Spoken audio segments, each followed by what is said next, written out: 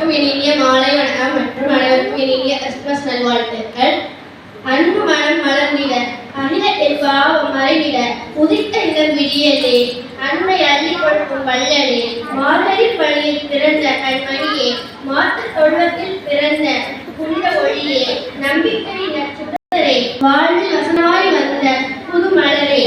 இந்த கவிதையோடு உதவி தொடங்குகிறேன். அதாவது இன்று நான் உங்களோடு பேச போகிறது கிறிஸ்துமஸை பற்றி நான் பேச போகிறேன். அதாவது கிறிஸ்துமஸை நாம் எவ்வாறு கொண்டாட வேண்டும், அதனுடைய பொருள் அறிந்து நாம் கொண்டாட வேண்டும், எதை நோக்கி அது கிறிஸ்துமஸ் வந்து அதனுடைய பயத்தை ஒதுக்கிறது, இதை தான் நம்ம வந்து செஞ்சு போகிறோம். அதாவது கிறிஸ்துமஸ் அப்படின்னு சொன்னால் எல்லாருமே வந்து சொல்லுவாங்க கிறிஸ்துமஸ்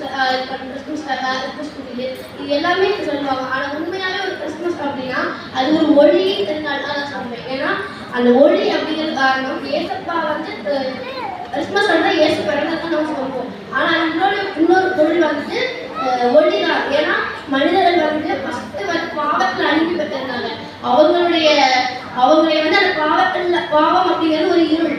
அந்த இருளான வாழ்க்கையில அவங்க வந்து தன்னுடைய வாழ்நாளை கழிச்சு கொண்டு இருந்தாங்க.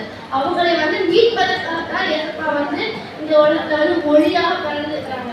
அதனால அதாவது நம்ம எல்லாருமே மீட் பண்றது கிறிஸ்துமஸ் அப்படின்னு சொன்னாங்கன்னா என்ன சொல்வீங்க? கிறிஸ்துமஸ் குடியில கிறிஸ்துமஸ் காட்டா கிஃப்ட் இந்த குடியில ஆனால் யாரும் லைட் அப்படிங்கிற அந்த லைட் நம்ம போடுறோம் அப்படிங்கிறதுக்காக அந்த ஒளி நம்ம வந்து இவ்வளோ நாள் எதில் இருந்தோம் அப்படிங்கிறதுக்கான ஒரு அந்த ஒளி அந்த லைட்டுக்கான ஒரு பொருள்.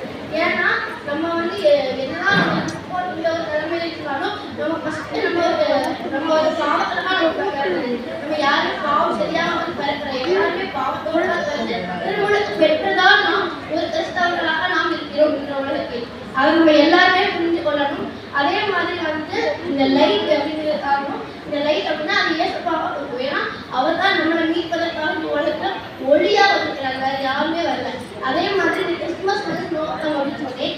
அது வந்து என்னெல்லாம் குறிக்கிறது அப்படின்னா அன்பு, அமைதி, மன்னிப்பு, நம்பிக்கை, எதிர்நோக்கு, உதவி, இது எல்லாத்தையுமே அது வந்து பொருள் கொடுத்து பகிர்ந்து கொள்ளக்கூடிய ஒரு திருநாள் தான் கிறிஸ்துமஸ். அதாவது இது எல்லாத்தையுமே நம்ம அதை பகிர்ந்துக்கூடிய ஒரு இது.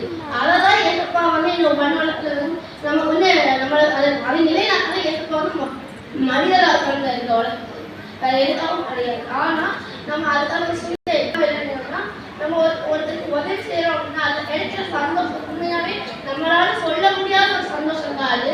ஸோ அதை நம்ம வந்து மற்றவங்களை குறை சொல்லக்கூடாது. எப்பவுமே நான் வந்து மற்றவங்களை வந்து குறை சொல்லக்கூடாது. நம்ம அதை பண்ணணும். ஃபர்ஸ்ட் நம்ம பெரியவங்க அப்படின்னா பேரண்ட்ஸை முக்கியம் நான் சொல்லுவேன். குழந்தைங்க நினைச்சா குறை சொல்றோம் அப்படின்னா நாளைக்கு நம்ம பிள்ளைய நம்மளை குறை சொல்றாங்களோ இல்லையோ மற்ற பிள்ளைங்களை குறை சொல்லுவாங்க. அப்போ அந்த குழந்தைங்களுக்குள்ள அந்த வகை அப்படிங்கிறது வளர ஆரம்பிக்கும். ஆனா அந்த இதை நம்ம வளர விடக்கூடாது. ஸோ நம்ம ஃபஸ்ட்டு நம்மளை வந்து எப்போவுமே நம்ம வந்து கரெக்டாக இருக்கோமா அப்படிங்கிற அந்த ஒரு வேயை பார்க்கணும். நம்ம மேலே தப்பு இருந்தாலும் நம்ம அடுத்தவங்களை இருக்கும்போது அடுவுள்ள அதை காட்டுவார். நீயே தப்பு செஞ்சுருக்கிற, நீ எப்படி அடுத்தவங்களை இருக்க முடியும்? அப்போ ஃபஸ்ட்டு என்ன இருந்தாலும் நம்மளை வந்து எப்பவுமே இதற்கு மற்றவங்களையும் நம்ம யோசிச்சு பண்ணணும். இந்த கிறிஸ்துமஸ்ல இருந்து நீங்கள் ஒரு இது இருக்கணும். இனிமேல் நான் வந்து என் பிள்ளைங்க மட்டும் சொல்லி அவங்க முன்னாடி வச்சு யாரையுமே நான் வந்து குறை சொல்ல மாட்டேன் அப்படிங்கிற ஒரு தீர்மானம் இந்த கிறிஸ்துமஸ்ல இருந்து அதாவது வரக்கூடிய டிசம்பர் 25 இருந்து நீங்க எல்லாத்தையும் இதை எடுக்கணும். அதே மாதிரி உங்க பிள்ளைகளுக்கும் உங்க குழந்தைகளுக்கும் அதை நீங்க வந்து சொல்லிட்டு இருக்கணும். எதுவுமே இதை வந்து டெய்லி தான். ஏன்னா நம்ம வந்து குறை சொல்றோம், குறை எல்லாருமே குறை. அதே மாதிரி சொல்றோம் அதை கூடி இருக்கிறது கிறிஸ்துமஸ் வந்தாலே நம்ம ட்ரெஸ் எடுக்கிறது இந்த மாதிரி ஷாப்பிங் பண்றது. ஆனா அதாவது ஆடம்பரம் அப்படின்னு சொல்றாங்க. அது ஆடம்பரம் கிடையாது. அந்த துணி எடுக்கிறது சரி, கிறிஸ்துமஸ் துணி வைக்கிறது சரி, இது எல்லாமே நம்மளுடைய ஒரு மகிழ்ச்சி தான். அதை நம்ம வந்து ஆடம்பரம் என்று நம்ம சொல்லிக் கொடுக்கிறோம். அது ஆடம்பரம் கிடையாது. ஆடம்பரம் என்றால் பணம் இருந்தாலும் கூட இல்லை என்று சொல்லி மேலும் மேலும் பணத்துக்கு ஆசைப்படக்கூடியவர்கள் அந்த ஆடம்பரத்தை கொண்டாடுகிறார்கள். ஆனால் நாம் எந்த நிலை இருந்தாலும் கிறிஸ்துமஸ் வந்து நாம் மகிழ்ச்சியோடு நம்ம இருக்கிறோம். ஒவ்வொரு வருஷம் நம்ம கிறிஸ்துமஸ் நமக்கு என்ன கஷ்டம் இருந்தாலும் வீட்டில் நீங்க நினைச்சு பாருங்க, என்ன கஷ்டம் இருந்தாலும் நம்ம அப்பா அம்மா நமக்கு ஒரு துணி வாங்கி கொடுத்துருக்காங்க.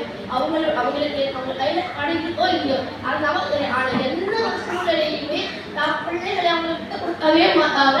ஒவ்வொரு வருஷமும் கிறிஸ்துமஸுக்கு அவங்க பிள்ளைகளுக்கு புது துணி, பட்டாசு, இனிப்பு வகைகள் எல்லாமே குழந்தைகளுடைய சந்தோஷத்துக்காக பெற்றோர்கள் அவங்களுடைய தியாகத்தை செய்கிறார்கள். இதுதான் உண்மையான கிறிஸ்துமஸ். எப்பவுமே உண்மையான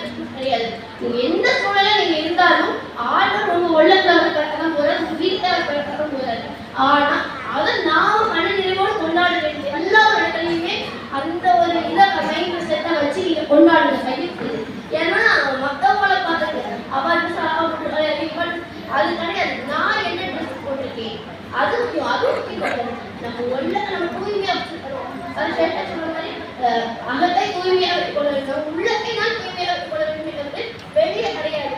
வெளியில எல்லாரும் கொஞ்சம் நல்லா இருக்கிறாங்க. ஆனா நம்ம மனசுக்குள்ள எவ்வளவு அழுத்தம் இருக்குது, எவ்வளவு இருக்குங்கிறது நமக்கு தான் தெரியும்.